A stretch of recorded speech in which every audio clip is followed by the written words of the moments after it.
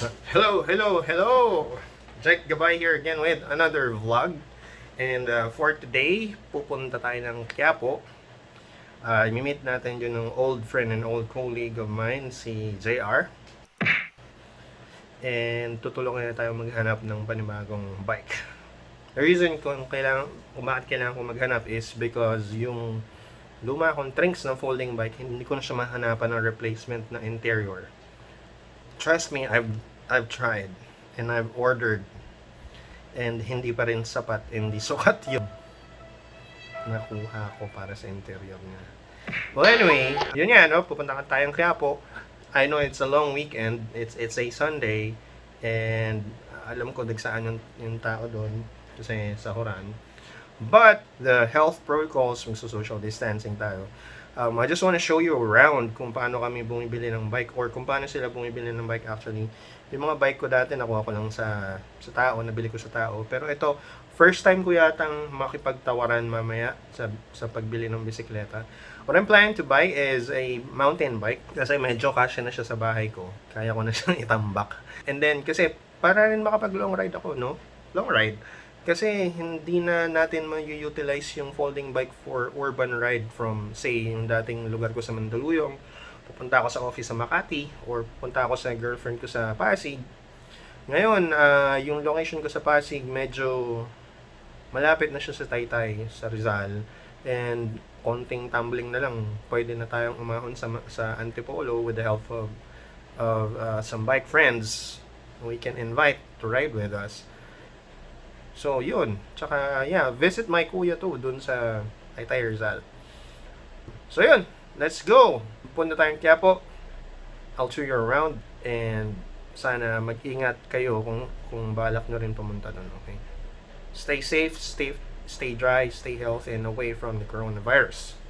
So, let's gonna go!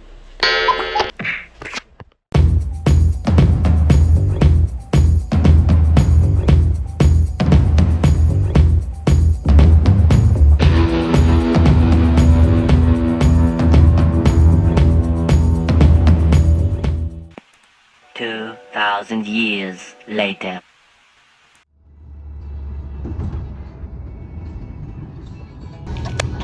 So, nag-taxi na tayo kasi mas madali yung biyahe natin.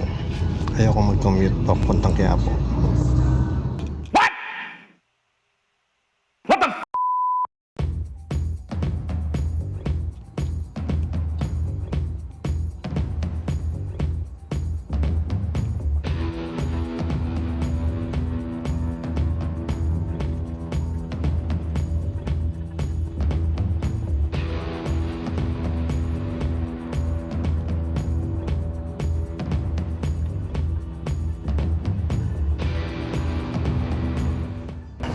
So, pababa na tayo. Nandito na tayo sa Recto area. Pag-U-turning ko lang si kuya tapos baba na tayo. Alright. So, dito tayo sa Quiapo. You can see, daming tao. Parang walang COVID. But since it's a Sunday, sisimba sila. I have to find a way to meet JR. So, gilid muna tayo dito sa saglit and coordinate tayo.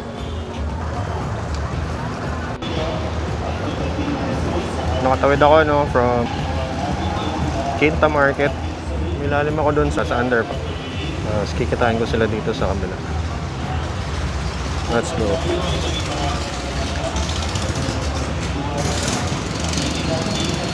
Medyo delikado maglabas ng cellphone dito sa ATM ko. Pero saan talahin natin.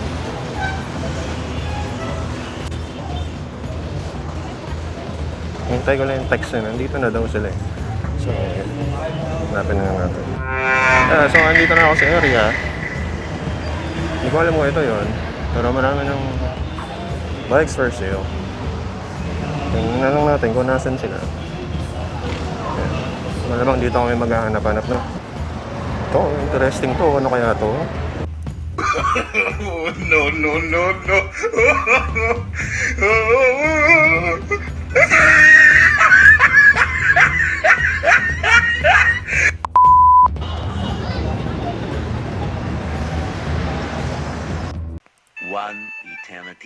later. Yan, so maghahanap tayo, no? Dito lang daw sila, lakarin lang daw natin sa bintang unahan.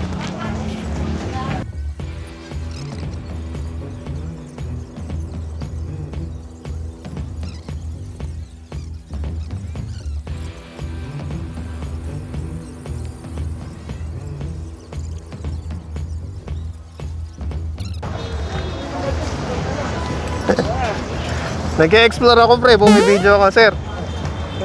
Katabahan tayo. Oo nga eh. Dito. Nag-ano na tayo, nagkita na tayo nun sa MOA. Di ba? Oo. Sa Jetties. Folding bike. Ganun ba? Oo eh. Okay.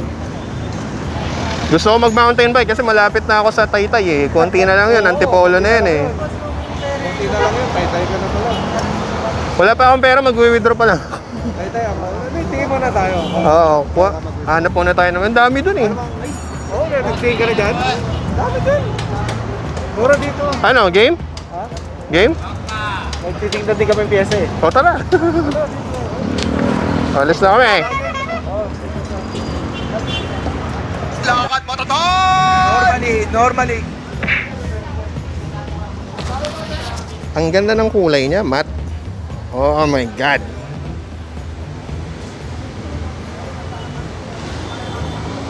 Saka all set na to. 21 speed.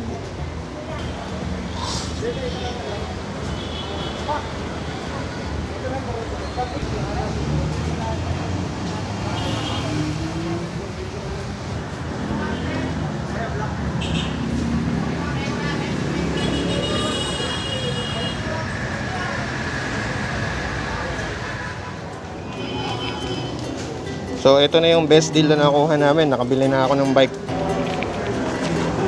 9.5 alloy frame 26.5 tapos 27.5 tapos naka hydraulic brakes na siya. Ilan? May libre pa kami yung battle cage. Ayan. Okay na yun.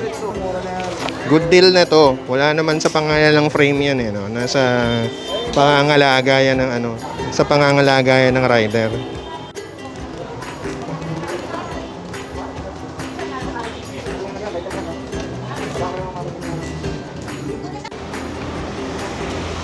Ayun oh. Sige, order ako. Nabiyahin na namin from Quiapo to Diario. Stop over muna kami sa kainan. Okay naman siya. Okay naman siya. Malinis, maayos. Parang gurong-guro, no? Tingin ka lang, kaliwat kanan. Nailang pa nga ako kasi yung manibela ko. Sanay ako dun sa dating mga pindutan ko, nawawala ako. Oo, maganda yung hydraulic. Patunayan ko. Mas may control to kaysa sa disc brake. Folding mo, ano? Mechanical disc brake lang. Oo, yung sa folding. Namiss ko yung shovel.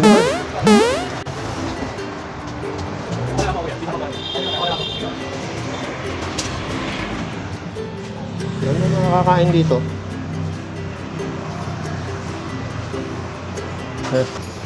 Huwag mo na kayo. Much later.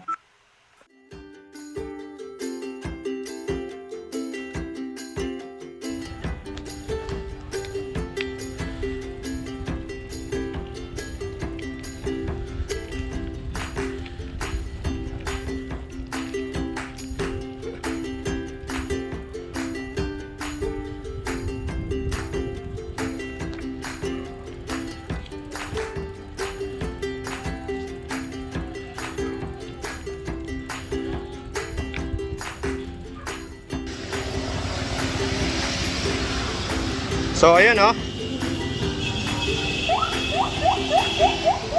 Naba tayo ng ulan. Nandito ako sa kaba ng JP Rizal. JP Rizal, Makati City.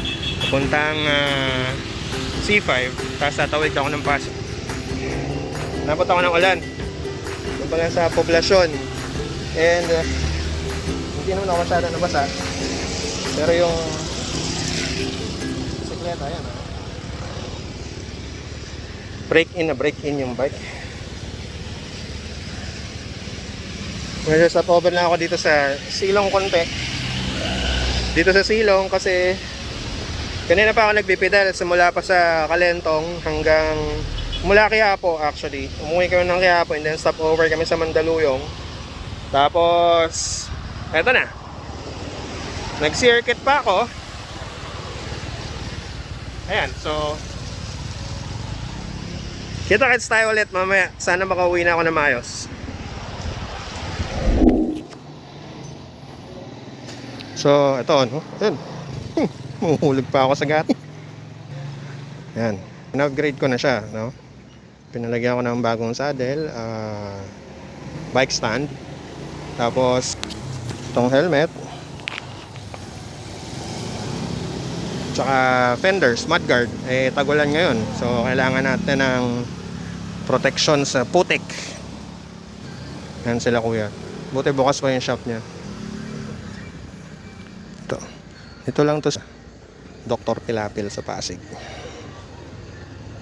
So inabot ako ng 7 o'clock ng gabi kasi inulan ako eh. So medyo dahan-dahan lang yung takbo natin pa uwi. Tsaka ginagamay ko rin yung bike, no. So onting usad na lang to, mga 2 kilometers na lang sa bahay na ako. So I'll see you later, okay?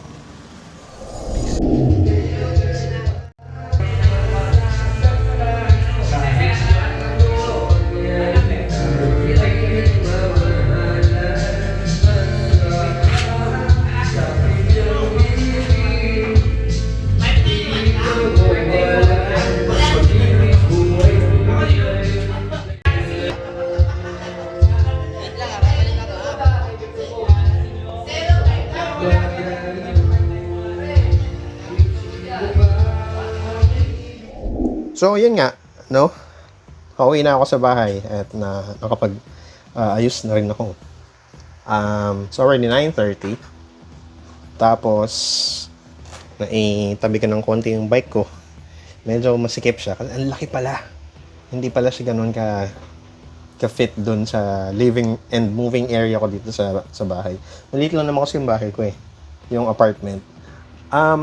Ang plano ko is lagyan siya ng bike hanger sa pader so I can utilize the vertical space, so hindi ako masyado magiging masikip dito sa ground level.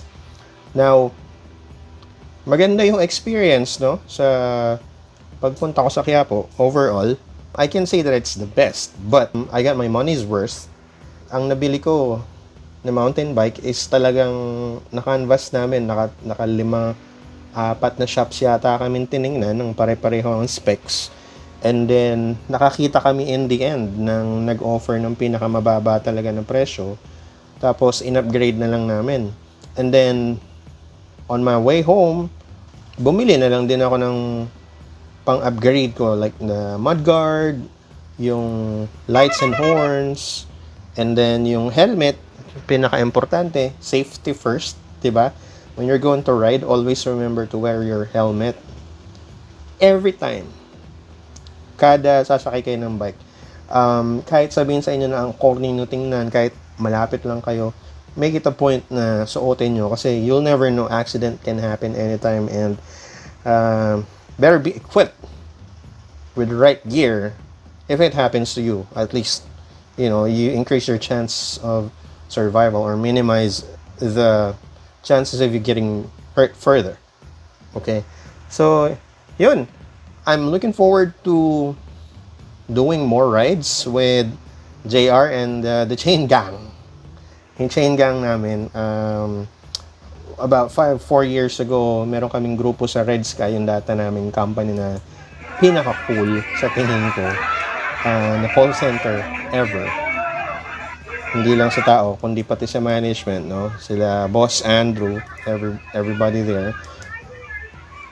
Na sana makaride kami ng long distance, hindi lang yung within the cities of Manila or NCR, since na-plan namin kanina, no? And yes, we're looking forward to going up to Antipolo. Sana kayanin ko. Papakondisyon muna ako ng konti kasi I haven't really ridden in a few months simula nung nasira si Trinks. And now that I have the new mountain bike already, I can go ahead and do it. So, sorry. Ayan.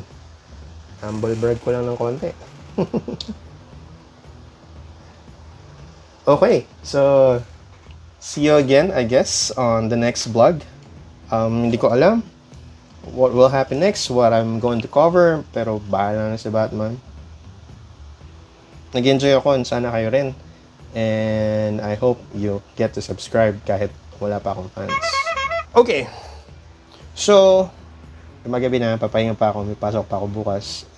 Dito lang naman ako din sa bahay, so yan lang. See you again soon. Peace.